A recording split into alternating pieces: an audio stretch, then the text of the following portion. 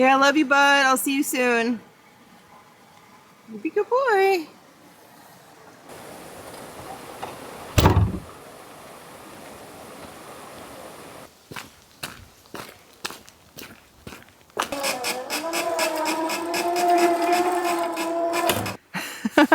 Hello, I'm out for a walk. It's a very nice day. It's actually mostly pretty overcast, but it's not raining, and it is actually surprisingly warm, so I'm gonna have to take this off. Such a mild autumn here in the Yukon. Yeah, it's kind of blowing my mind that it's almost mid-October now, and there's no accumulation of snow, and the sun feels warm. And it's like not even really freezing at night. So I'm definitely enjoying it. I'm savoring it. And yeah, gonna continue on my walk.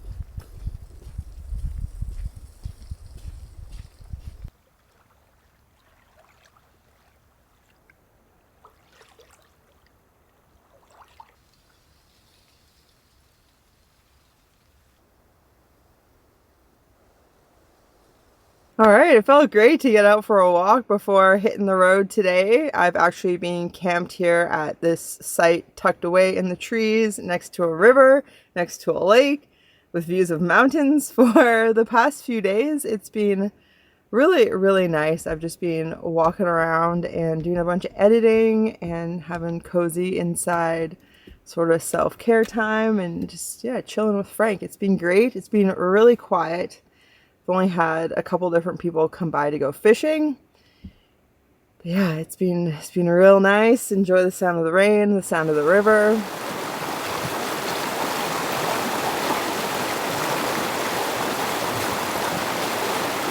But now it's time to get a move on, and I'm going to be headed somewhere that I have spent time. The past 2 summers I was up here, and so it just makes sense to go and enjoy it again since I really like it, and I'm looking forward to seeing it through fresh eyes.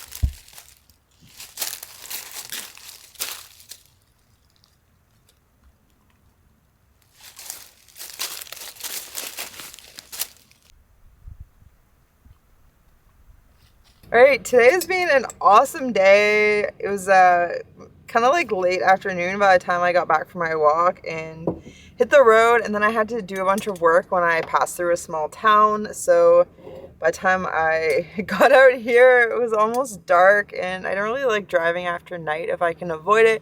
So I just pulled over at this like little tuck-in at like a rest area by this lake, and there was a really, really nice sunset, which was incredible.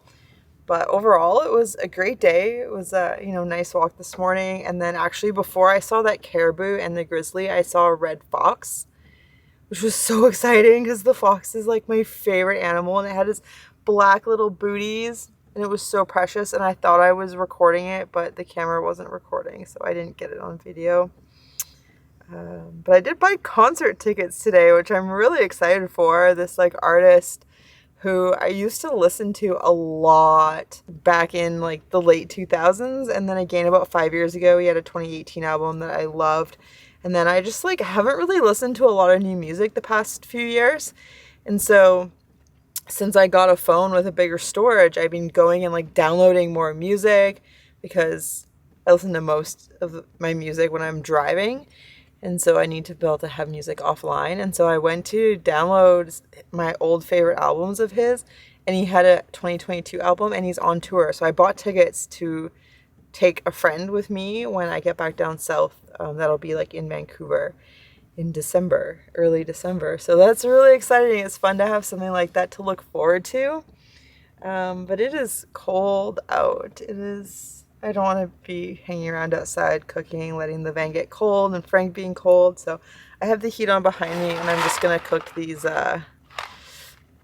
Annie's vegan mac sweet potato pumpkin shells inside because the stove burns totally clean. And so, yeah, it doesn't make any like bad fumes, so I can use it inside. Although I usually just do things like boil water or like heat ready to eat food. I've never actually like cooked pasta inside, but I think it'll be fine. I've done it on this stove outside. But yeah, it's like 8 o'clock. It's totally dark out. So yeah, it's just like kind of nice now that it's properly getting dark out, that the nights are longer than the days, and I have lots of like cozy inside time to just like do activities and stuff. So yeah, I'm gonna eat because I haven't really eaten today, and yeah, see what I get up to this evening.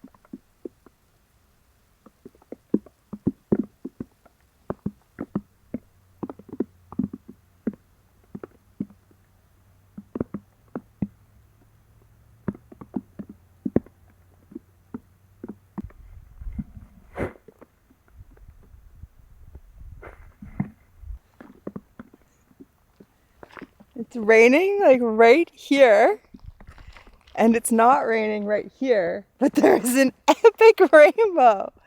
Oh, and even the rain is so nice with the sun. Yeah, I was kind of bummed leaving that viewpoint, but then I started coming down and all this magic's happening. It's just a great day.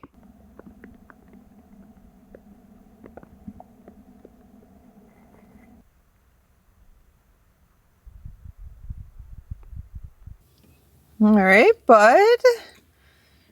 There you go. You get a nice treat, post-hike treat for letting me go out on my own. Thanks, bud.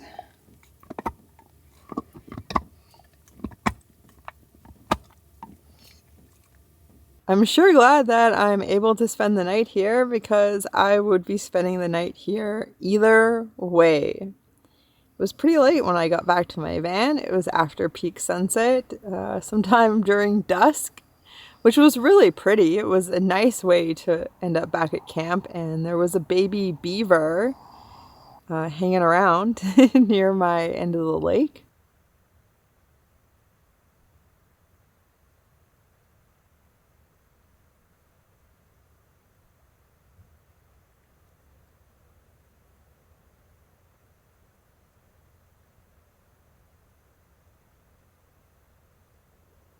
But I had set out many hours earlier on what I intended would be a short walk, less than 2 kilometers round trip to a viewpoint.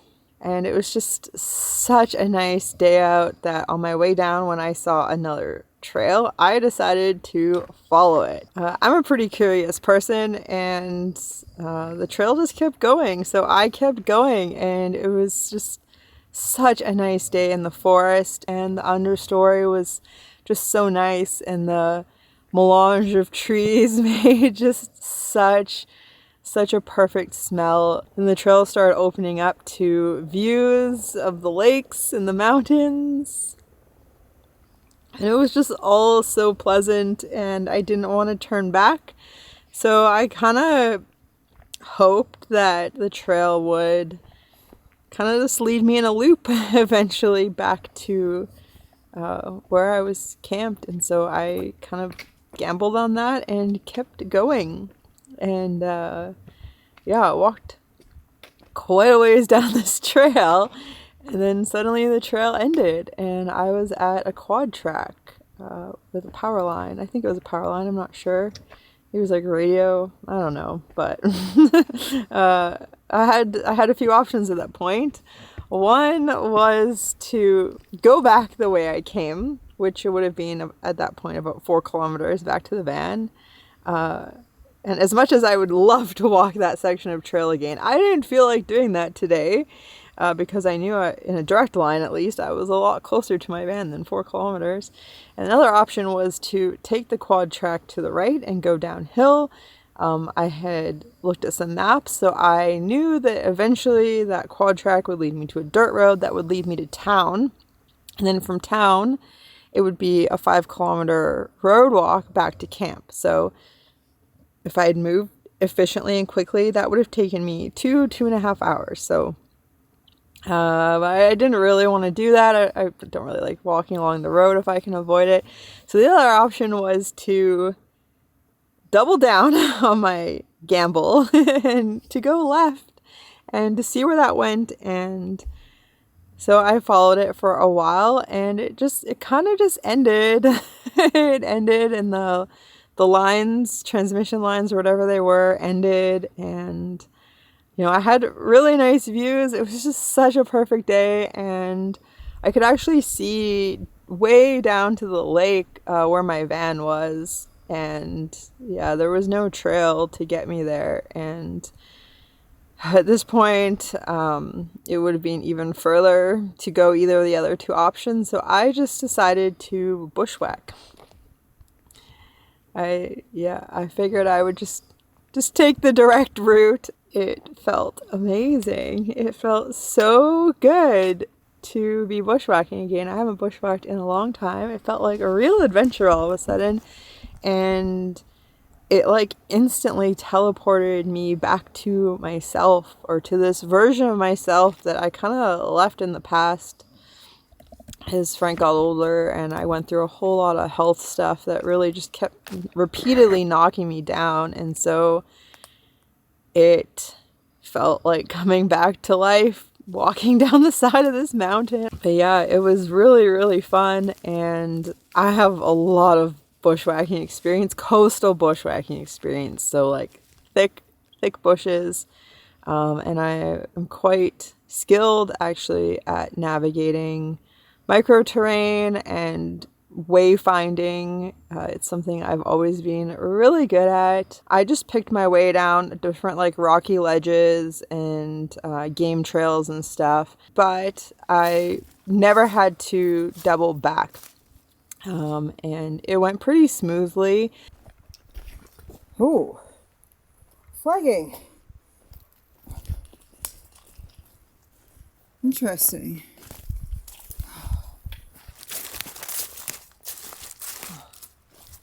Somebody's walked here. Nice.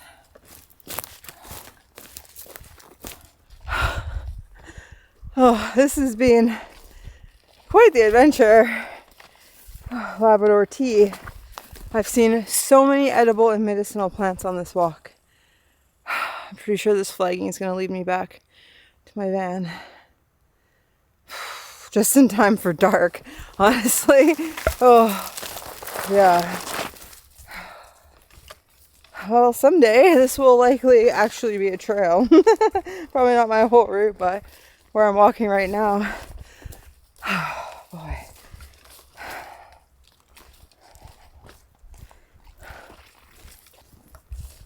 Oh, what's this? Hey! Oh, there's an actual trail. There's a trail. I'm on a trail. I'm almost back at the lake. I can see it through the trees. This has been about the best adventure I have been on in a long time. I feel fully alive again. I feel like myself. I just didn't realize that all it was going to take was a bit of bushwhacking. Now I know. When I start to feel lost, go wandering without a trail. Oh, this is like literally the trail I went up earlier. So there's also this trail that I didn't take that I was kind of curious about. Oh, another day. I'm hungry. But it's just kind of weird that I didn't end up crossing that one already. So maybe tomorrow I'll go find out where it leads. It was such a good time. I feel amazing. So I got back. I put on water to boil right away. I fed Frank. I changed all my clothes because I was just soaked from sweat. Put on dry clothes, got the heat cranking, ate my pasta, and now I've made a cup of hot chocolate. It's really good. So yeah, I don't know. It's like 8:30 or something. It's completely dark out now.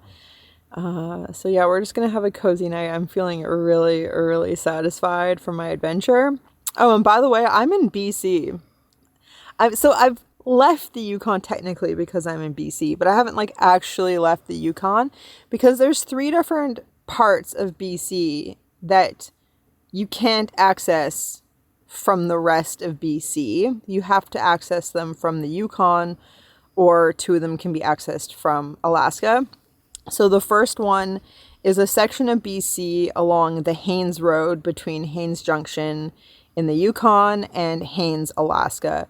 And so I did actually go there earlier this year. It was really nice. It's kind of like a tundra type area, and I've spent some time there in the past backpacking with Frank and camping and enjoying the glacier and that kind of stuff. So it is a place I'm very fond of. And then the second part of BC that's not accessible from mainland BC is a little area between Carcross in the Yukon and Skagway, Alaska, along the White Pass route. And that is BC as well. And I also went there this year, and I've also spent time there in the past, and I really enjoy it.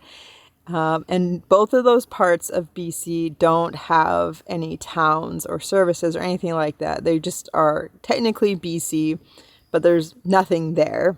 And then the third part of BC that is only accessible via the Yukon is where I currently am, which is the small town of Atlin on Atlin Lake. And Atlin Lake is actually the largest natural lake in British Columbia. There are technically larger lakes, but they're hydro reservoirs, so they are created by damming. They're not natural lakes. So Atlin Lake is the largest lake in BC, and that's where I am, and I'm going to be hanging out here for, I don't know, like a week to 10 days or something. I've come down here both my past 2 previous summers in the Yukon for short trips, and so far I'm having a really, really good time. So yeah, I'm really looking forward to the rest of my time down here. I don't really know what I'm gonna get up to. I don't have a plan. I didn't plan today, and it turned out amazing. But tonight I'm gonna enjoy my hot chocolate and just take it easy. There's no phone service here or even in town, so my only way to go online is with Starlink, and I don't have like a ton of power right now, and I won't be going on a long drive anytime soon, so I'm going to be rationing power and staying off the internet. So it's going to be a nice offline night. And yeah, no concern about my adventure. I was well within my abilities and my experience level, and I did have my inReach, and I had a jacket, and I had water, and I had snacks, and I had my emergency kit, and I was well prepared for everything except for being out after dark, because I had taken off about 5 hours before dark. Barely made it back on time. So for now on, I will bring my headlamp just in case I get carried away. That high point there is where I came down from yesterday, where I started the bushwhack. And I kind of like went down through there and then like all the way around to there. Thank you so much for watching. A huge thank you to patrons. And yeah, I look forward to sharing more of this part of British Columbia with you, and I'll see you soon.